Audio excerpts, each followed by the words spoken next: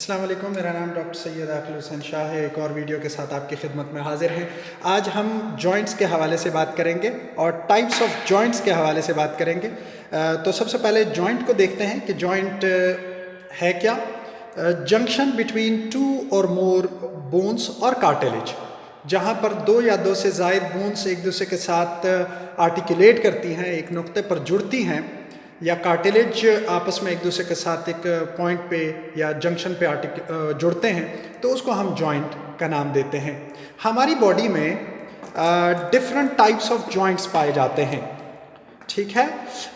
इनको हम दो तरह से क्लासिफाई करते हैं।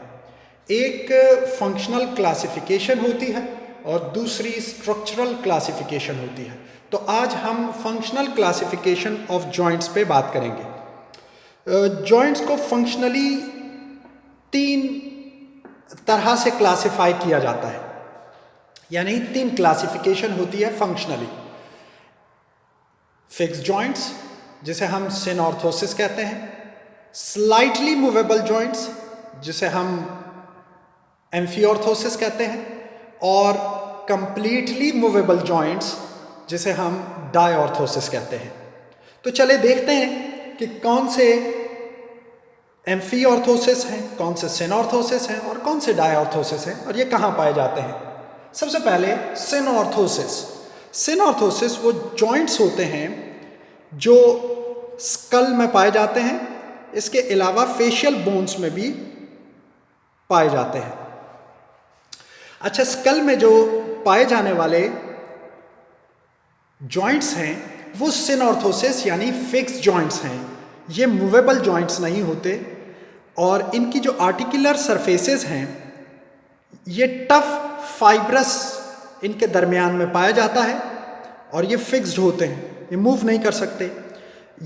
जो स्कल में ये पाए जाने वाले जॉइंट्स हैं इनको हम सूचर्स कहते हैं, ठीक है।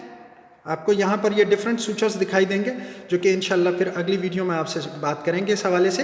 तो आप ये देख रहे हैं कि फ्रंटल और पेराइटल बोन्स के दरमियान में सूचर पाया जा रहा है, ठीक है, एक जॉइंट है। इसी तरीके से दो पेराइटल बोन्स के दरमियान में भी एक जॉइंट है जो कि सूचर कहलाता है, और इसमें आपको मैंने बताया कि टफ फाइब्रस इनके दरमियान में मौजूद होता है, इनके आर्टिकुलर सरफेसेस के दरमियान में, और ये मूव नहीं कर सकते। ये फिक्स जॉइंट है हमारी बॉडी के। अच्छा, अब नेक्स्ट टाइप की तरफ आते हैं, एम्फिऑर्थोसिस, यानी ऐसे जॉइंट्स जो कि पार्शली या स्लाइटली मूवेबल होते हैं, उनमें हरकत मौजूद होती है मगर बहुत मामूली सी हरकत पाई जाती है।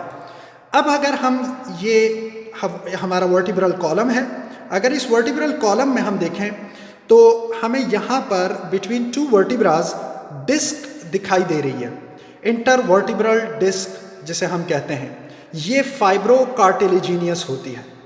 तो जो पार्शली मूवेबल जॉइंट्स होते हैं या स्लाइटली मूवेबल जॉइंट्स होते हैं जो हल्के से मूव करते हैं, ज़्यादा मूवमेंट नहीं पाई जाती उनमें, तो हम ये देखते हैं कि ये वर्टिब्रल कॉलम में जो फाइब्रोकार्टिलेजिनियस पैड पाया जाता है ये वो जॉइंट बनाता है जिसे हम पार्शली या स्लाइटली मूवेबल जॉइंट कहते हैं।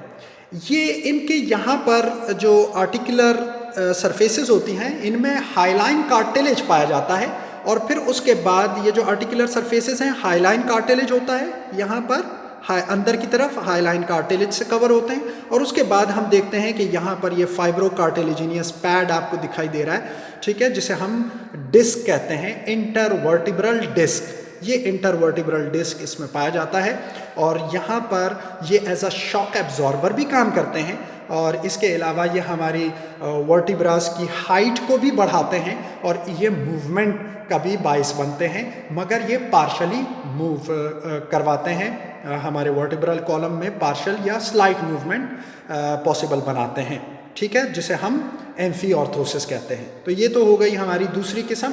अब आते हैं हम आखिरी, जिसको हम डायऑर्थोसिस कहते हैं। डायऑर्थोसिस में हमारे ज़्यादातर जो जॉइंट्स हैं वो डायऑर्थोसिस के होते हैं।